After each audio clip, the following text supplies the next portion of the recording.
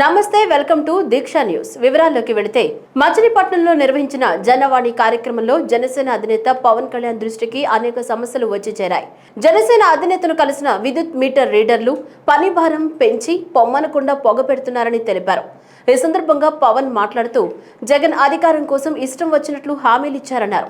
పాదయాత్రలో నోటికి ఏదొస్తే అది వాగ్దానం చేశారని, అప్పుడు అమలు చేయకుండా అందరినీ మోసం చేశారని విమర్శించారు. క్లాస్ వార్ అని మాట్లాడే జగన్ అసలు ఉద్దేశం ఏంటని ప్రశ్నించారు.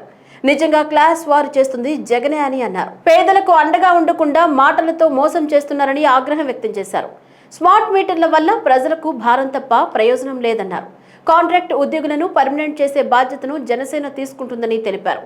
మీకు న్యాయం జరిగేలా నా వంతు కృషి చేస్తా అంటూ పవన్ హామీ ఇచ్చారు. దాదాపు 1,90,00,000 ఇళ్ళకి మీటర్లు చెక్ చేసి 4,000 మంది.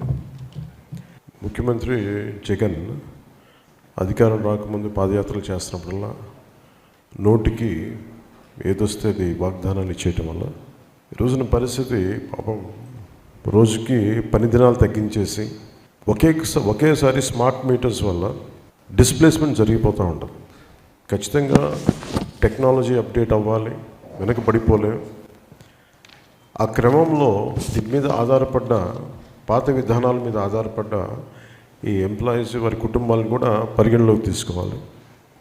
మాట్లాడితే ముఖ్యమంత్రి క్లాస్ వార్ అని మాట్లాడుతూ ఉంటాడు. ఆయన క్లాస్ వార్ ఆయన ఉద్దేశం మరి ఏంటో నాకు తెలియదు, కానీ నిజంగా క్లాస్ వార్ చేస్తుంది అతను. ఏ కార్మికులకైతే కష్టాలకు నిలబడాలో, ఏ కార్మికులకి అండగా నిలబడాలో వాళ్ళకి నిలబడకుండా 7,000 కోట్లు ఎవరికో కాంట్రాక్ట్కి ఇచ్చేసి వీళ్ళని ఈ రోజున రోడ్డు మీదకి పడేసిన పరిస్థితి. వీళ్ళందరూ కూడా నన్ను కోరుకుంటుంది ఈ రోజున జనసేనని వారికి అండగా ఉండమని మనస్ఫూర్తిగా. ఇది మంది సోషలిస్టిక్ కంట్రీ మంది. ముఖ్యంగా మన రాజ్యాంగంలో కూడా సోషలిస్టిక్ విధానాలకి కట్టుబడి ఉంది రాజ్యాంగం. దాంట్లో భాగంగానే ఒకే ఒకసారి టెక్నాలజీ అప్డేట్ చేయాల్సిన అవసరం ఉంది. కానీ వీరికి ప్రత్యామ్నాయ ఉపాధి అవకాశాలు కానీ లేదంటే కాంట్రాక్ట్ ఉద్యోగులుగా తీసుకోవాలనే వారి అభ్యర్థనని ఖచ్చితంగా జనసేన పరిగణలోకి తీసుకుంటుంది. ఇంకా నేను కూడా జగన్ లాగా మాట చేయటం కంటే కూడా నాకు దీని మీద సంపూర్ణ అధ్యయనం చేసి మీ కష్టాలని తెలుసుకున్నవాడిని కాబట్టి ఖచ్చితంగా జనసేన రేపొద్దున మన ప్రభుత్వం రాగానే, వచ్చే ఎన్నికల్లో ఈ ప్రభుత్వం రాగానే ఖచ్చితంగా దీన్ని మిగతా అలయన్స్ పార్ట్నర్ టీడీపీతో కూడా కూర్చొని దీన్ని ఎలా ముందుకు తీసుకెళ్ళాలి, మీకు న్యాయం జరిగేలాగా నేను ఖచ్చితంగా మీ తరపున పోరాడతానని మీ అందరికీ. మచిలీపట్నం పార్లమెంటు పరిధిలోని వివిధ అసెంబ్లీ నియోజకవర్గాలకు చెందిన తెలుగుదేశం పార్టీ ఇన్ఛార్జీలు, సీనియర్ నాయకులు సోమవారం జనసేన పార్టీ అధ్యక్షులు పవన్ కళ్యాణ్ ను మర్యాదపూర్వకంగా కలిశారు. వారాహి విజయ యాత్రలో భాగంగా మచిలీపట్నంలో ఉన్న పవన్ కళ్యాణ్ నియోజకవర్గ నాయకులు, కార్యకర్తల సమావేశంలో పాల్గొన్నారు. అనంతరం తెలుగుదేశం నేతల బృందం పవన్ కళ్యాణ్ ని కలిసి స్థానిక పరిస్థితులను వివరించారు. టీడీపీ కృష్ణా జిల్లా అధ్యక్షులు, మాజీ ఎంపీ కొనకళ్ళ నారాయణ, మాజీ ఉపసభాపతి మండలి బుద్ధ ప్రసాద్, మాజీ మంత్రి కొల్లు రవీంద్ర తదితర టీడీపీ నాయకులు పాల్గొన్నారు.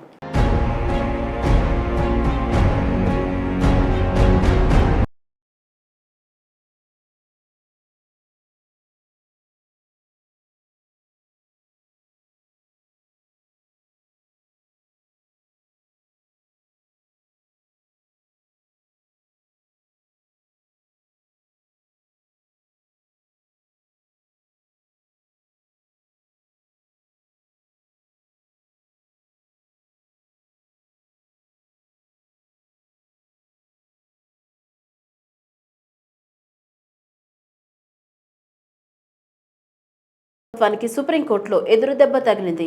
రాష్ట్ర హైకోర్టు ఇచ్చిన బెయిల్ ఉత్తర్వులపై జోక్యం చేసుకునేందుకు సుప్రీంకోర్టు నిరాకరించింది. అంగళ్లు ఘటనలో తెలుగుదేశం నేతలపై పోలీసులు కేసు నమోదు చేసిన విషయం తెలిసిందే. విచారణ అనంతరం తెలుగుదేశం నేతలకు బెయిల్ మంజూరు చేస్తూ ఇటీవల హైకోర్టు ఉత్తర్వులు జారీ చేసింది. హైకోర్టు ఉత్తర్వులను సవాల్ చేస్తూ సుప్రీంకోర్టులో 6 వేరు పిటిషన్లను రాష్ట్ర ప్రభుత్వం దాఖలు చేసింది. టీడీపీ నేతలు దేవినేని ఉమామహేశ్వరరావు, చల్లా రామచంద్రారెడ్డి అలియాస్ చల్లాబాబు, నల్లారి కిషోర్ కుమార్ రెడ్డిలకు మంజూరు చేసిన బెయిల్ రద్దు చేయాలని రాష్ట్ర ప్రభుత్వం కోరింది.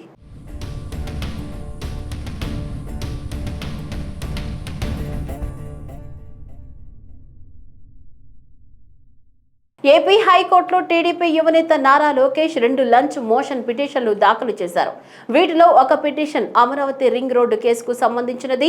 ఈ కేసులో తనకు సిఐడి ఇచ్చిన 41A నోటీసుల్లో కొన్ని నిబంధనల్ని సవాల్ చేస్తూ ఆయన పిటిషన్ వేశారు. హెరిటేజ్ సంస్థకు చెందిన తీర్మానాలు, అకౌంట్ బుక్స్ తీసుకురావాలని నోటీసులో సిఐడి పేర్కొంది. వీటిని హైకోర్టులో లోకేష్ సవాల్ చేశారు. హెరిటేజ్ ఫుడ్స్ నుంచి తాను ఎప్పుడో బయటకు వచ్చానని, అలాంటప్పుడు వాటిని తానెలా తీసుకొస్తానని ఆయన పిటిషన్లో అభ్యంతరం వ్యక్తం చేశారు. స్కిల్ డెవలప్మెంట్ కేసులో టీడీపీ అధినేత చంద్రబాబు అరెస్ట్ అయిన విషయం తెలిసిందే.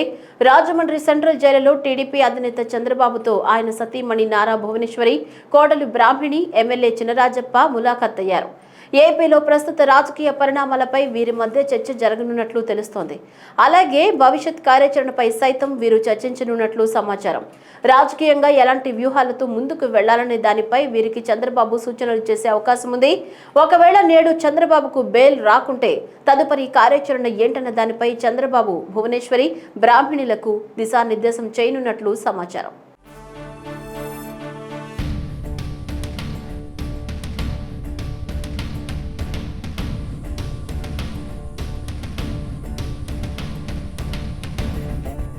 టీడీపీ అధినేత చంద్రబాబు జైలులో ఆరోగ్యంగా ఉన్నారని, ధైర్యంగా ఉన్నారని ఎమ్మెల్యే చినరాజప్ప తెలిపారు. మంగళవారం చంద్రబాబుతో రాజమండ్రి సెంట్రల్ జైలులో నారా భువనేశ్వరి, బ్రాహ్మణి, చినరాజప్ప ములాఖత్ అయ్యారు. అనంతరం చినరాజప్ప మీడియాతో మాట్లాడుతూ కార్యకర్తలను ధైర్యంగా ఉండమని చెప్పారన్నారు. చంద్రబాబుకు బెయిల్ రాకుండా జగన్ కుయుక్తులు పన్నుతున్నారని మండిపడ్డారు. రాష్ట్రం కోసమే చంద్రబాబు ఆందోళన చెందుతున్నారని తెలిపారు. మాజీ మంత్రి బండారు సత్యనారాయణను పోలీసులు అక్రమంగా అరెస్టు చేసి పోలీస్ స్టేషన్లో ఇబ్బంది పెడుతున్నారన్నారు. జనసేన, టీడీపీ పొత్తుపై ఉమ్మడి కార్యాచరణతో వెళ్లాలని చంద్రబాబు చెప్పారని చినరాజప్ప పేర్కొన్నారు. నారా చంద్రబాబు నాయుడు గారి కుటుంబ సభ్యులతోటి ములాఖత్ అవ్వడం జరిగింది. మరి చంద్రబాబు నాయుడు గారు 45 నిమిషాలు కుటుంబ సభ్యులతో మాట్లాడటం జరిగింది. అందరికీ కూడా ధైర్యంగా ఉన్నానని చెప్పి చెప్పడం జరిగింది. ఆయన ఆరోగ్యంగా ఉన్నాడో, ధైర్యంగా ఉన్నాడో, అలాగే కార్యకర్తలందరినీ కూడా ధైర్యంగా ఉండండి, ఈ అరాచక పాలన మీద పోరాడండి, ఆనుముత్యంలో బయటకు వస్తాను, న్యాయం జరుగుతుంది మనకి, చేత మీరందరూ ధైర్యంగా ఉండమని చెప్పి పదే పదే చెప్పడం జరిగింది. మరి రాష్ట్రం అంతా కూడా, రాష్ట్రం కానీ వేళ ప్రపంచ దేశాలు కానీ మరి అందరూ కూడా పూర్తి సపోర్టు మరి చంద్రబాబు నాయుడు గారు ఇవ్వడం జరుగుతుంది. తొందరగా రావాలని చెప్పి ప్రార్థన కూడా చేస్తున్నారు. అన్ని మతాలకు కూడా ప్రార్థనలు చేస్తున్నారు. అవన్నీ కూడా చెప్పడం జరిగింది ఆయనతోటి. మరి ఆయన జైల్లో ఉన్న మనసంతా కూడా ఈ రాష్ట్రం సర్వనాశనం అయిపోతుంది, ప్రజలు ఏమైపోతారన్న భయంతో ఉన్నాడు ఆయన. అంచేత మనందరం కూడా చంద్రబాబు నాయుడు గారికి సపోర్ట్ ఇద్దారే, జగన్మోహన్ రెడ్డికి తరిమి కొడతారే. అవినీతి పరుడైన చంద్రబాబు జైలుకెళితే దొంగ దీక్షలతో హడావిడి చేస్తున్నారని వైసీపీ ఎమ్మెల్సీ కళ్యాణ్ని విమర్శించారు. ఈ రోజు ఆమె విశాఖపట్నంలో మీడియాతో మాట్లాడుతూ అధికారంలో ఉన్నప్పుడు లంచాలు తిన్న వారికి కంచాలతో సంఘీభావం తెలపడం హాస్యాస్పదంగా ఉందన్నారు. టీడీపీ చేపడుతున్న దీక్షలకు ప్రజల నుంచి ఎటువంటి స్పందన లేదని తెలిపారు. వారు చేపడుతున్న సత్యమేవ జయతే అసత్యమేవ జయతే అని సత్యాగ్రహ దీక్ష, అసత్యగ్రహ దీక్ష అని ఆమె తెలిపారు. ఒక అవినీతి పరుడైన చంద్రబాబు నాయుడు గారి కోసం మీరు దీక్ష చేశారు. ఈ దేశంలోనే అతిపెద్ద ఆర్థిక ఉగ్రవాది ఎవరైనా ఉన్నారంటే అది చంద్రబాబు నాయుడు గారు. కరప్షన్ కింగ్ ఎవరైనా ఉన్నారంటే అది చంద్రబాబు నాయుడు గారు. అవినీతికి ఆధార్ కార్డు ఎవరు ఈ రాష్ట్రంలో అంటే అది చంద్రబాబు నాయుడు. బోగస్ కంపెనీలకి బ్రాండ్ అంబాసిడర్ ఎవరు అంటే అది చంద్రబాబు నాయుడు గారు. టీడీపీ వాళ్ళకి నేను ఒకటే చెప్తున్నాను, మీ చంద్రబాబు నాయుడు గారు కడిగిన ముత్యం కాదు, అవినీతిలో మునిగిన ముత్యం, సూపర్ స్టార్ కాదు, అతను స్కామ్ స్టార్ అనే విషయం ప్రజలందరికీ తెలుసు. మీ చంద్రబాబు నాయుడు గారు బంగారు కొండ అని మీరు చెప్తున్నారు, బంగారు కొండ కాదు, అవినీతి అనకొండ. తీసుకుంటే ఈ రోజు చంద్రబాబు నాయుడు గారికి కోర్టులు రిమాండ్ విధిస్తున్నాయి, మనం చూసాం. అంటే భువనేశ్వరి గారు చేస్తున్న దీక్ష కోర్టులకి వ్యతిరేకంగా చేస్తున్నారా? న్యాయస్థానాల మీద నమ్మకం లేదా? చట్టాలకి ఏమైనా చంద్రబాబు నాయుడు గారు అతీతుడని తెలుగుదేశం పార్టీ వాళ్ళు భావిస్తూ ఉన్నారా అని నేను అడుగుతూ ఉన్నాను. మీకు అంబేద్కర్ రాజ్యాంగం వర్తించదా? నారావారి రాజ్యాంగం అని సెపరేట్గా ఏమైనా రాసుకున్నారా? నిన్న దీక్షలో కూడా చూసాం. భువనేశ్వరి గారు దీక్షలో ఆమె కాళ్ళ దగ్గర ఒక దళిత మహిళ, మాజీ స్పీకర్ అయిన ప్రతిభా భారతి గారిని కూర్చోబెట్టారు, మరో దళిత మహిళ అయిన అనిత గారిని కూర్చోబెట్టారు, మరో గిరిజన మహిళ అయిన సంధ్యారాణి గారిని కూర్చోబెట్టారు. ముందు నుంచి కూడా టీడీపీ వాళ్ళకి దళితులన్నా వెనకబడి వర్గాలన్నా చాలా చులకన భావం. మంత్రి రోజా పట్ల వ్యాఖ్యలు చేసిన బండారుపై చర్యలు తీసుకోవాలని రాష్ట్ర మహిళా కమిషన్ చైర్పర్సన్ వాసిరెడ్డి పద్మ డీజీపీకి లేఖ రాశారు. ఈ నేపథ్యంలో పోలీసులు నిన్న అర్ధరాత్రి వెన్నెలపాలెంలో బండారు నివాసం వద్దకు చేరుకున్నారు. అయితే టీడీపీ శ్రేణులు అడ్డుకోవడంతో అక్కడ ఉద్రిక్తత ఏర్పడింది. బండారు సత్యనారాయణకు నోటీసులు ఇచ్చేందుకు పోలీసులు గేటు దూకి ఇంట్లోకి వెళ్లడంతో తెలుగు మహిళలు భగ్గుమన్నారు.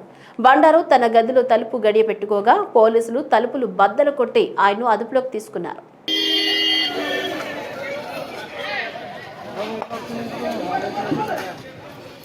తిరుమలలో భక్తుల రద్దీ కొనసాగుతుంది. మంగళవారం శ్రీవారి దర్శనం కోసం 22 కంపార్ట్మెంట్లలో భక్తులు వేచి ఉన్నారు. స్వామివారి సర్వదర్శనానికి 12 గంటల సమయం పడుతోంది. ఇక నిన్న 80,551 మంది భక్తులు స్వామివారిని దర్శించుకుని మొక్కులు చెల్లించుకున్నారు. నిన్న శ్రీవారి హుండీ ఆదాయం 4.27 కోట్లు వచ్చినట్లు తిరుమల తిరుపతి దేవస్థానం వెల్లడించింది. ఈ వార్తలు ఇంతటితో సమాప్తం. తిరిగి మరొక బులెటిన్లో మళ్ళీ కలుసుకుందాం. అంతవరకు సెలవు. నమస్కారం.